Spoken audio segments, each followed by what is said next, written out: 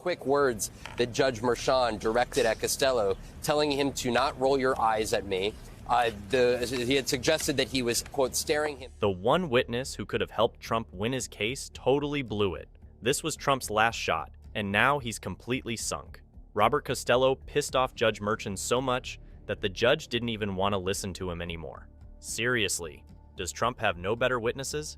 Does he really have to bring in people like this? Let's make the turn to our top story, which is Donald Trump's criminal hush money trial. It resumes later this morning after contentious moments involving a witness for the former president's. New York Supreme Court Judge Juan Merchan totally tore into defense witness Robert Costello on Monday for his behavior during his testimony.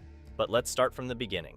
The defense is trying to use Costello, a former federal prosecutor and a known critic of the case against Trump, to undermine the credibility of Michael Cohen, Trump's former lawyer whose testimony is crucial for the prosecution. Cohen claims that Trump ordered the payments to Stormy Daniels and knew they were illegal. Costello, on the other hand, is trying to paint Cohen as a liar who simply hates Trump and wants to see him behind bars. Second of all, virtually everything that Michael Cohen has said, and I read his testimony, at least the part that relates to me, is a lie.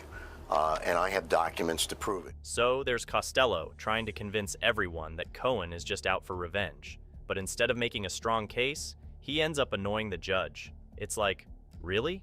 Is this the best witness Trump can bring to court?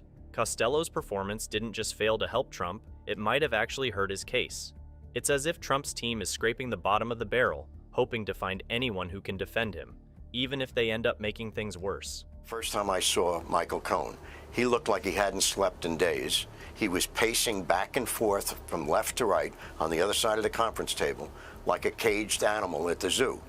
And he told us that he was suicidal. He said 2 nights before he was on the roof of the Regency Hotel, ready to jump off. Trump's lawyer, Emil Bove, said that Costello's testimony would show that Cohen committed perjury during this trial. But before Costello even took the stand, the prosecution and defense argued over what he should be allowed to answer. Turns out, all Costello managed to do was annoy everyone. It got to a point where Judge Juan Merchan had to scold Robert Costello, the defense witness, in a heated exchange that escalated by the minute, shocking everyone in the courtroom. But what did Costello do to tick off the judge so much? I mean, if Trump hasn't managed to annoy him that much so far, it must be a pretty big deal.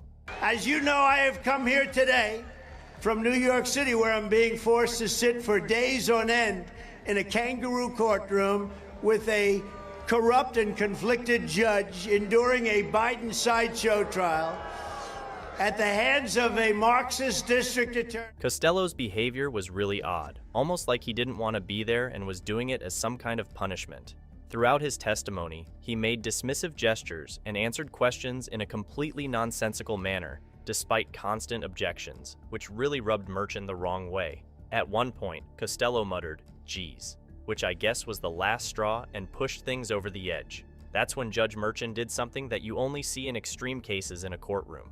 Costello's entire behavior prompted Merchan to dismiss the jury so he could confront the witness one-on-one to discuss how he should behave in court, and that what he's doing is unacceptable and irritating. Making it clear that whatever you are doing to perform for President Trump right now, whatever you're trying to do to signal that you are continue to be sort of a tough guy, a thug on behalf and in defense of President Trump, it's not going to work in this courtroom. In a very unusual move, Merchan ordered the courtroom to be cleared, causing objections from reporters. And we don't blame them. We'd want to see what's going on too. That was probably the most interesting part of the day. Maybe even Trump snuck a peek to see what the fuss was about. Some reporters even stood up and asked the press spokesperson to present arguments against the order, because they were really keen on staying in the room and broadcasting everything, for the sake of the public, of course, and for some juicy drama. Judge Merchan has had to show restraint. Well, every day you have the defendant going out and attacking him personally, suggesting that he's corrupt, suggesting that the court system is rigged, making it extraordinarily personal toward him. However, Merchan remained unmoved, and people were shuffled out into the hallway just as he said. They had to leave. Members of Trump's team, including his son Eric Trump, weren't forced to leave the room.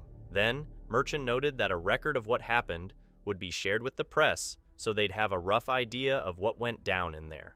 Clear the courtroom! Exclamation point.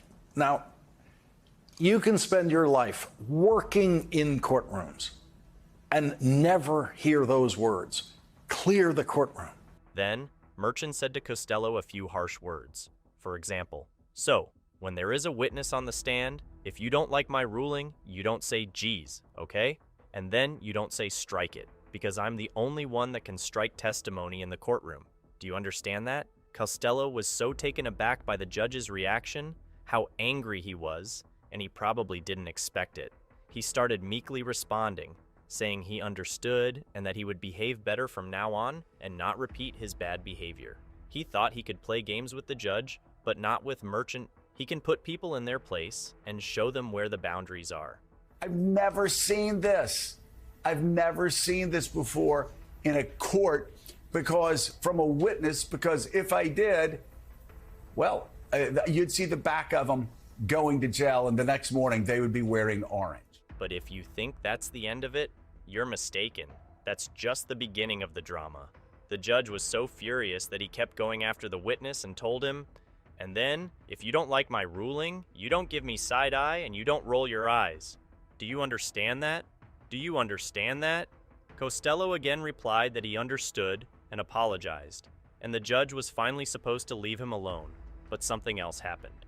When Merchant was about to bring the jury back, Costello seemed to further annoy the judge by staring at him for an uncomfortably long time.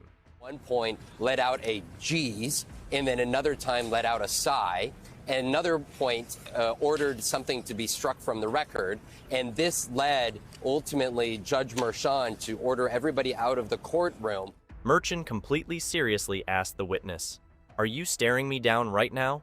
And he had no answer to that question. It literally floored him, and he didn't know what to do. Maybe he was afraid he'd get some $1 million fine for contempt of court or something like that. And then it got even more tense, if you can believe it. Merchant went on to rebuke Costello and threatened to remove him from the stand. There were some quick words that Judge Mershon directed at Costello, telling him to not roll your eyes at me.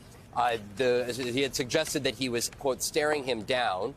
Merchant said, "I'm putting you on notice that your conduct is contemptuous. If you try to stare me down one more time, I will remove you from the stand. I will strike his entire testimony. Do you understand me?" Then Costello replied, "Okay," but he wanted to get in one more word and respond somehow to the judge.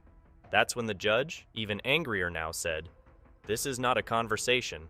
After Costello finally shut up for good, feeling like a deflated balloon, the judge let the journalist back in, who had been barricaded in the hallway during the exchange. And it's really weird that Merchant blew up on Monday at the witness in the courtroom. He's been keeping things pretty level-headed throughout the rest of the trial, not letting emotions get the best of him, even though it's been tough at times. But this time, something really got under his skin. Maybe sitting in a courtroom with Trump and listening to his nonsense was just too much for the judge, and he had to let off some steam.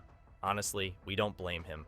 So much has gone down during this trial that no sane person could endure it without a bit of mental wear and tear. But hey, at least the trial is wrapping up, and this circus is coming to an end. What do you think about all this?